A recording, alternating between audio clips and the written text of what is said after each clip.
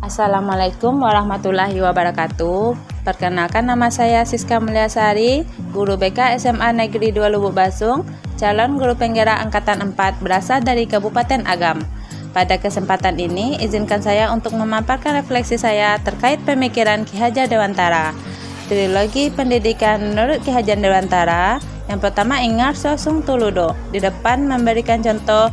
Yang kedua ing madya mangun karsa, di tengah membangunkan semangat. Yang ketiga tuturi handayani, di belakang memberikan dorongan. Itulah yang menjadi jiwa pendidikan nasional hingga saat ini. Ada 4 hal yang akan saya sampaikan dalam video kali ini. Yang pertama, intisari pemikiran Ki Hajar Dewantara tentang pendidikan. Pendidikan adalah tempat persemaian benih-benih kebudayaan dalam masyarakat, menciptakan manusia Indonesia yang beradab, ruang berlatih, dan tumbuhnya nilai-nilai kemanusiaan yang dapat diteruskan atau diwariskan.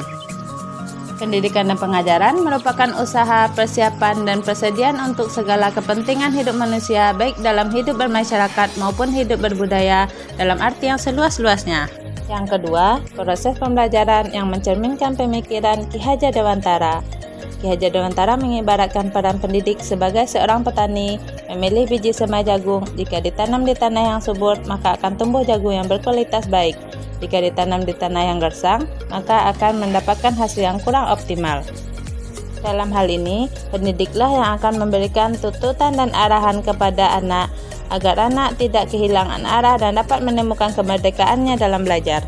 Ki Hajar Dewantara mengkolaborasikan pendidikan terkait dengan kodrat alam dan kodrat zaman. Kodrat alam, misalnya anak yang tinggal di tepi pantai dengan yang tinggal di daerah pergunungan akan berbeda cara perlakuan yang diberikan oleh guru. Kodrat zaman, dilihat dari pendidikan tahun 1980-an tidak sama dengan pendidikan di tahun 2021, dilihat dari segi teknologi yang digunakan. Dalam hal ini, Ki Hajar Dewantara menegaskan, didiklah anak-anak dengan cara yang sesuai dengan tuntutan alam dan zamannya sendiri. Kemudian yang dituntut dalam pendidikan adalah membentuk budi pekerti. Budi pekerti perpaduan antara cipta, karsa, sehingga menciptakan karya. Sudah merupakan perpaduan harmonis antara cipta dan karsa, demikian pula bahagia. Keluarga menjadi tempat utama dan yang paling baik untuk melatih pendidikan karakter bagi seorang anak. Oleh sebab itu, peran orang tua sebagai guru, penuntun, dan pemberi teladan menjadi sangat penting dalam pertumbuhan karakter baik anak.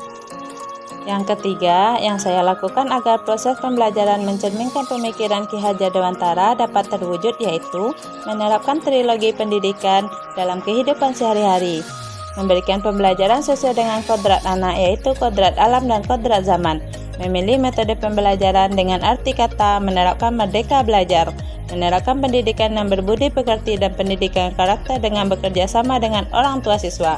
Yang keempat, yang sudah saya terapkan dari konsep pemikiran Ki Hajar Dewantara tersebut adalah menerapkan trilogi pendidikan sebagai contoh, selalu memberikan motivasi dan semangat kepada siswa dalam setiap pembelajaran di kelas, pengajaran yang berpusat kepada peserta didik, menggunakan teknologi dan multimedia dalam proses pembelajaran baik daring maupun luring, metode dan moda pembelajaran yang bervariatif, bekerja sama dengan orang tua dalam membentuk budi pekerti anak. Demikianlah refleksi diri tentang pemikiran Ki Hajar Dewantara. Terima kasih. Assalamualaikum warahmatullahi wabarakatuh.